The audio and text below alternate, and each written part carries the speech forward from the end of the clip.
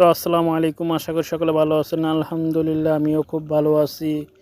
কারণ বাড়িতে এসে খুব কাজের চাপে আছি, কারণ আমাদের বাড়িতে কিছু মাটি লাগবে। তাই এখন যাচ্ছি মাটি কেটে নিয়ে আসব। কারণ আমি বাড়িতে আসলে আমার বাড়িওয়ালি বলতেছে যে গড়নেপ্পু আমার মাটি লাগবে। তাই কি করব, কিছু না দিশা পেয়ে আমি নিজেই ছুটলাম। ভ্যান একটা হাতে নিয়ে, সাথে আমার মেয়ে আছে, আবার কোদাল নিয়ে নিছি যে মাটি কাইটা এখন ভ্যানে করে আমি বাড়িতে নিয়ে আসব। কারণ আপনারা যারা প্রায় গ্রামে থাকেন তারা অবশ্যই আপনারা জানেন যে এই ঘর বা যাদের মাটির ঘর আছে, ফ্লোর যাদের মাটির, তাদের ঘর নেপতে হয়, নেপলে তাদের মাটির প্রয়োজন। তো আমারও এখন মাটির খুব প্রয়োজন, তাই মাটি নিয়ে যাচ্ছি।